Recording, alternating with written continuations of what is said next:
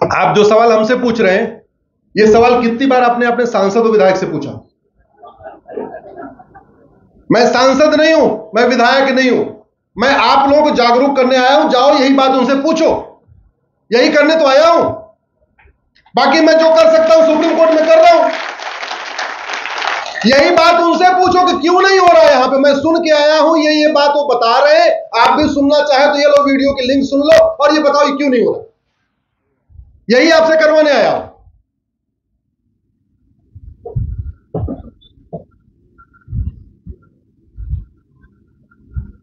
मेरा मानना है कि समय काफी हो गया है, 6 बज चुका है। बाकी हम लोग सोशल मीडिया के जरिए जुड़े रहेंगे। 3-4 आग्रह करके जा रहा हूं। महीने में एक बार अपने माननीय सांसद विधायक से मिलना शुरू करिए। याद रखिए, डॉक्टर बदलने से दवाई बीमारी ठीक नहीं होती। पहला सूत्र आपको बता रहा हूं। 1984 के बाद कई मुख्यमंत्री आए, कई राष्ट्रपति आए, कई चीफ जस्टिस आए, लेकिन 40 साल के बाद अब टाइटलर साहब के ऊपर आरोप तय हुआ है कि हां इन्होंने उकसाया था। और टाइटलर साहब 80 साल के हो चुके हैं। अभी आरोप तय हुआ है, अभी गवाहों के बयान शुरू नहीं हुए। इसके बाद गवाहों के बयान होंगे और जब तक बयान होंगे, दिल्ली में air pollution, water pollution, noise pollution के कारण एवरेज जो एज 80 साल ही है। हाँ, 10 साल कम हो गई दिल्ली वालों की उम्र। तो जब तक ये ट्रायल कंप्लीट होगा तब तक टाइटलर साहब खुद ही कंप्लीट हो जाएगा। भय बिन होय न प्रीत, सठे साठ्यम समाचरित। अगर उत्तराखंड में घुसपैठ होती है, भारत में घुसपैठ होती है, लेकिन सिंगापुर में नहीं होती है, इसका मतलब नहीं कि उनका डॉक्टर अच्छा है, इसका मतलब उनकी दवाई अच्छी। अगर सिंगापुर में भारत में घुसपैठ होती है, दुबई में नहीं होती, इसका मतलब नहीं कि उनका शेख ज्यादा अच्छा है, बड़ा ईमानदार है, बड़ा मेहनती है। इसका मतलब वहां कानून का खौफ है, पता है इनके यहां नहीं जाना। ऐसे घर में देख लीजिए, आप गांव में देख लीजिए, कुछ घरों के सामने 10-12 कुत्ते आके बैठे रहते हैं हमेशा, और कुछ घरों के सामने एक भी नहीं बैठते। आपस में बता देते उधर मत जाना, उधर लठ पड़ती है। ये खौफ है। जानवर भी खौफ को समझता है। इंसान तो छोड़ दीजिए, जिसके पास कम बुद्धि है वो भी समझता है उधर नहीं जाना। हमें खौफ पैदा करना पड़ेगा। धर्मांतरण, घुसपैठ हमारे लिए बहुत बड़ा खतरा है। समाधान वही है, एनएसए, यूएपीए, वेजिंग वॉर, देशद्रोह। और एक आदमी बहुत गंभीरता के साथ, चूंकि माननीय जज साहब यहां बैठे हुए हैं,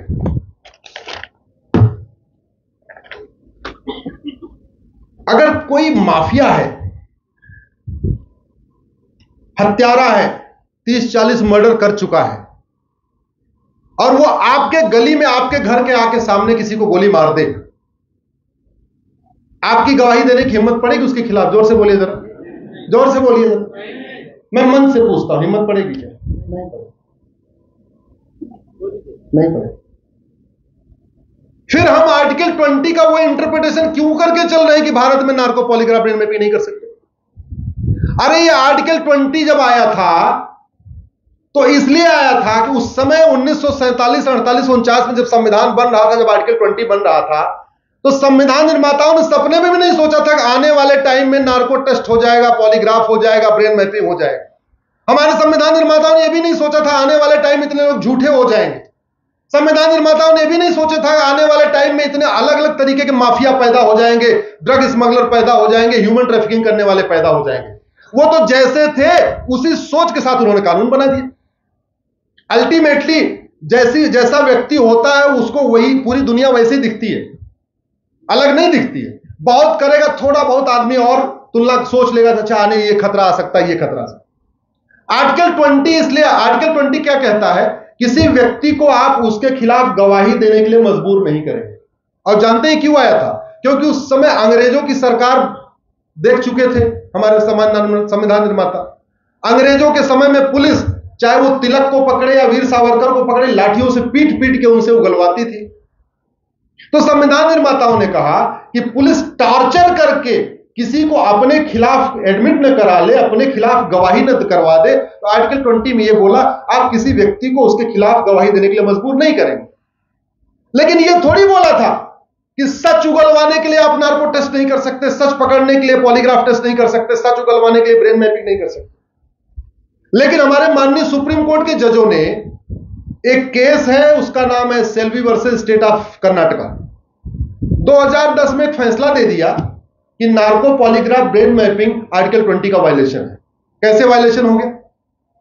बड़े बड़े माफियाओं के साथ कोई गवाही देने के लिए तैयार नहीं, चाहे वो खनन माफिया हो, चाहे बालू माफिया हो, चाहे वो शूटर हो, चाहे गैंगस्टर हो, चाहे वो ड्रग स्मगलर हो, उसके खिलाफ कोई गवाही देना चाहता नहीं। बाकी तो छोड़ो, मैं माननीय जजों से पूछता हूं, क्या आपके परिवार के सामने किसी का मर्डर हो जाएगा, आपके परिवार के लोग जाके गवाही देंगे क्या? माननीय सांसद, विधायक, मंत्री एक बार अपने परिवार में पूछ के बताएं कि अगर उनके फैमिली के लोग मार्केटिंग करने गए हुए हैं और वहीं पर अगर कोई बम ब्लास्ट हो जाए, कोई किसी का मर्डर कर दे, क्या उनके परिवार की इतनी हिम्मत है कि जाके 2-4 बार जाके कोर्ट में गवाही देंगे? नहीं देंगे। तो फिर जब गवाही नहीं दे रहे हैं तो नतीजा यह हो रहा है, आज की डेट में लोग सबूत के अभाव बरी होते जा रहे हैं। टेक्नोलॉजी है, सब कुछ एडवांस हो चुका है। पहले दुनाली बंदूक हुआ करती थी, आज की डेट में राफेल ओफेल सब आ चुका है। अग्नि आ गया, ब्रह्मोस आ गया, चंद्रयान बन गया, मंगलयान बन गया, सब कुछ बन गया। लेकिन नार्को पॉलीग्राफ ब्रेन मैपिंग नहीं बन रहा। अरे भैया, माफियाओं के फंडामेंटल राइट की कितनी चिंता क्यों कर रहे हो? स्मगलर के फंडामेंटल राइट की कितनी चिंता क्यों कर रहे हो? अरे जो आदमी इतना बड़ा स्मगलर है, उसको 2 इंजेक्शन देके नार्को टेस्ट करवा लेंगे तो कौन सा उसका फंडामेंटल राइट वायलेट हो जाएगा?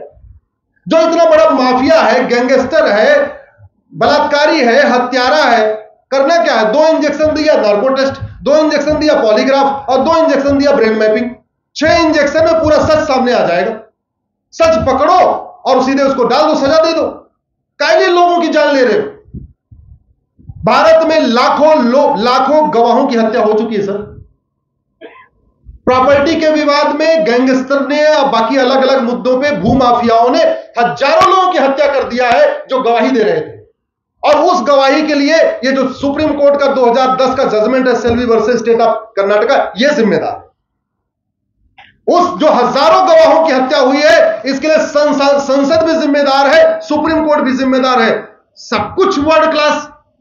अपनी सुरक्षा के लिए हमारा डाटा कोई हैक न कर ले, उसके लिए आईफोन चला रहे, आईपैड चला रहे, बढ़िया स्मार्टफोन चला रहे। और लोगों की रक्षा के लिए अगर एक narco test polygraph brain mapping हो जाएगा तो कौन सा तूफान आ जाएगा? लेकिन नहीं। कई बार ऐसे लगता है कि जो फैसले आते हैं ना, ये जमीनी हकीकत से कोसों दूर आते हैं। ऐसे लगता है उनको ग्राउंड की पता ही नहीं है। और जानते हैं घटिया कानून का दुष्परिणाम कौन झेलता है? गरीब आदमी। अगर दबंग को पता है कि मैं इस गरीब आदमी की 2 बीघे जमीन कब्जा कर लूंगा, ये 50 साल तक लड़ता रहेगा, तो कब्जा करेगा। अगर उसको पता हो 2 बीघे जमीन पे कब्जा कर लिया, मुझे अवैध कब्जा करने पे 10 साल सजा होगी, तो नहीं करेगा। आज की डेट में न्याय हो कहां रहा? ऐसे तो हो रहा है 40 साल मुकदमा चलता है, बोलते हैं हाँ भैया तुम्हारा ये मकान तुम्हारा है। 50 साल मुकदमा चलता, हाँ ये जमीन तुम्हारी है। अपनी जमीन पाने के लिए, अपना मकान पाने के लिए उसको दूसरी जमीन बेचनी पड़ती है, अपना बाकी सारा काम छोड़ना पड़ता है। 300 बार 400 बार उसको तारीख पे जाना पड़ता है। क्यों? क्योंकि न फर्जी डॉक्यूमेंट बनवाना अपराध।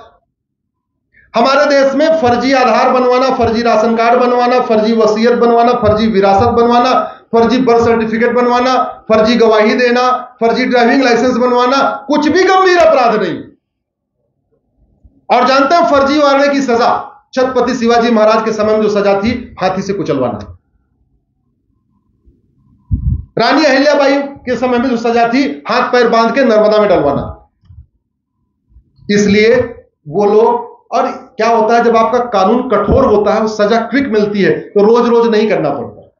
जैसे हमने अग्नि, ब्रह्मोस, मिसाइल सब बना रखा है, परमाणु बम बना रखा है, चलाया क्या आज तक? जोर से बोलिए, चलाया क्या? किस लिए रखा हुआ है? फिर डराने के लिए। ऐसे जो कठोर कानून बनते हैं, ये रोज रोज सबको फांसी देने के लिए नहीं होते हैं, खौफ पैदा करने के लिए कि जो आदमी गलत कर रहा है उसमें खौफ पैदा हो। इसी के साथ मैं अपनी बात खत्म करता हूं। जोर से बोलिए, धर्म की अधर्म का प्राणियों में विश्व का।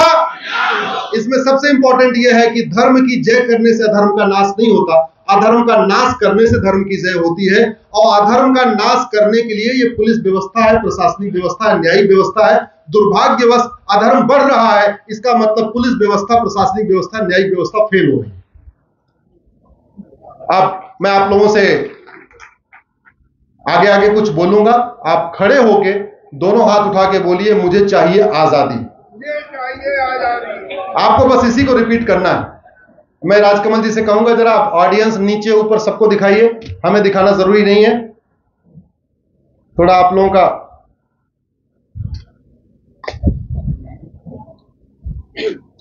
गुलामी के नाम से, गुलामी के निशान से, गुलामी की कुरीतियों से, गुलामी की कुप्रथाओं से, गुलामी की शिक्षा से, गुलामी की चिकित्सा से, गुलामी की पुलिस व्यवस्था से, गुलामी की न्यायिक व्यवस्था से, गुलामी की कर व्यवस्था से, गुलामी की व्यापार व्यवस्था से, भ्रष्टाचार से, रोहिंग्या बांग्लादेशी घुसपैठ से, धर्मांतरण कराने वाले मिशनरियों से, धर्मांतरण कराने वाले जिहादियों से, लैंड जिहाद, लब जिहाद से। बोले भारत माता की, भारत माता की, भारत माता की। बहुत बहुत धन्यवाद।